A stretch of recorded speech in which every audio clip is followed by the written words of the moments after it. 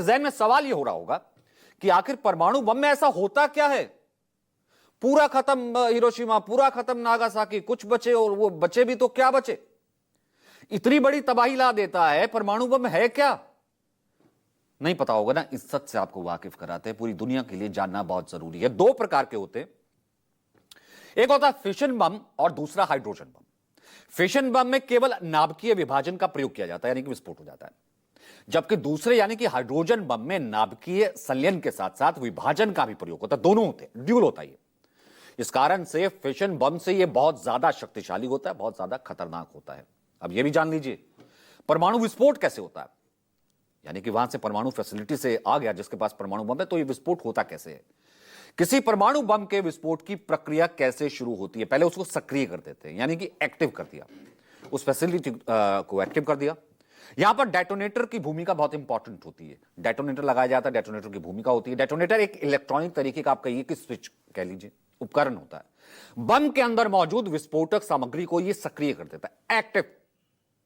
अब बम को सक्रिय कर दिया, डेटोनेटर को सही समय पर सही तरीके से ट्रिगर जरूरी होता है। अगर ये नहीं किया भाई, वो जो देश करने वाला है हमला किसी दूसरे देश पर या किसी दूसरी ताकत पर एक परमाणु बम से जो है वहां वो गिराने वाला है, वो तो वहीं पहले खुद ही हो जाएगा खत्म।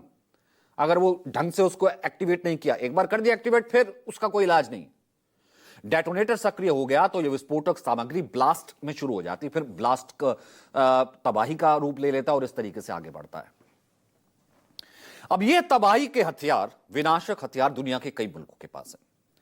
पूरी दुनिया में 195 कंट्रीज आप जानते हैं, 195 देश हैं, जिनमें 193 हैं जो यूएन के, यूनाइटेड नेशंस के, संयुक्त राष्ट्र के सदस्य हैं। बाकी के 2 देश गैर सदस्य जो कि पर्यवेक्षक के तौर पर शामिल है। अब इन 195 देशों में से सिर्फ और सिर्फ, हैरानी होगी इस सच को सुनकर, कि सिर्फ 9 देशों के पास परमाणु बम की क्षमता है। यानी दुनिया के 9 देश परमाणु संपन्न देश हैं, परमाणु ताकतें हैं, न्यूक्लियर ताकतें हैं। सबसे टॉप पर है रशिया। ये देखिए 5580 परमाणु बम हैं रशिया के पास, टॉप पर है। उसके बाद दूसरे नंबर पर अमेरिका आता है, अमेरिका के पास 5225 परमाणु बम है। तीसरे जगह पर आता है चीन, चीन के पास 600 परमाणु बम है। उसके बाद फ्रांस, फ्रांस के पास 290। ब्रिटेन, ब्रिटेन के पास 225।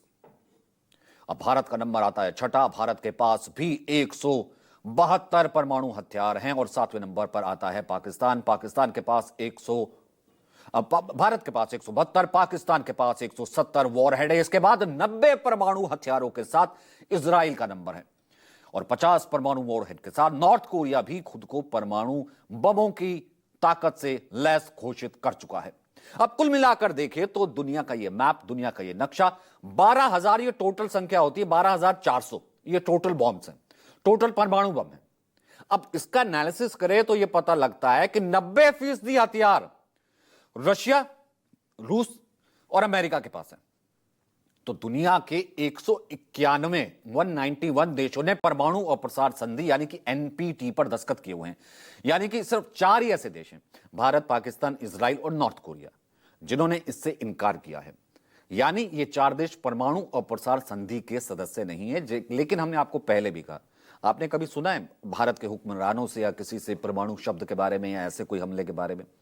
भले पाकिस्तान में इसको लेकर के हमने यहां के लिए रखे, वहां के लिए रखे, क्या होती है? Because we are responsible and mature nuclear nation, जिसने अपनी आत्मरक्षा के लिए, और कभी भी हमने, डॉक्ट्राइन ये कहता है कि फर्स्ट यूज की तो बात ही नहीं की। तो आखिरकार उसके बाद अमेरिका को भी मानना पड़ा कि भारत कितना रिस्पॉन्सिबल नेशन है और यह न्यूक्लियर ताकत बना है किसी को तबाह करने के लिए नहीं, बल्कि खुद की रक्षा करने के लिए।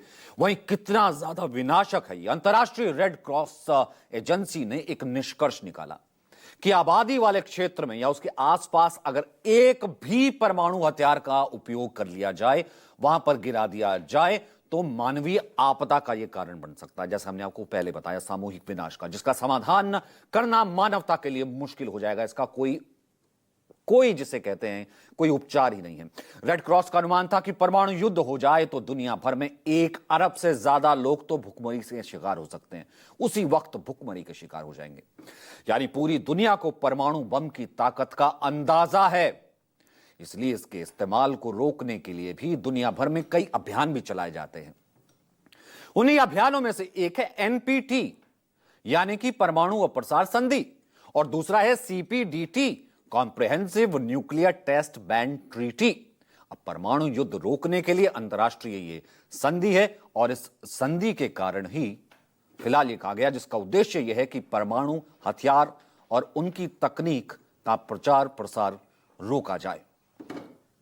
तो इस उम्मीद के साथ, इस भावना के साथ और इस कामना के साथ कि इस सृष्टि पर कभी परमाणु युद्ध हो ना, क्योंकि हमारा देश, जैसे कि हम सभी कहते हैं, बुद्ध का देश है, युद्ध का देश नहीं। और भारत क्या संदेश देता है सभी को? सर्वे भवन्तु सुखिनः सर्वे सन्तु निरामया। तो जो कहेंगे सच कहेंगे में आज के एडिशन में आज के लिए इतना ही। इजाजत दीजिए, फिर मुलाकात होगी।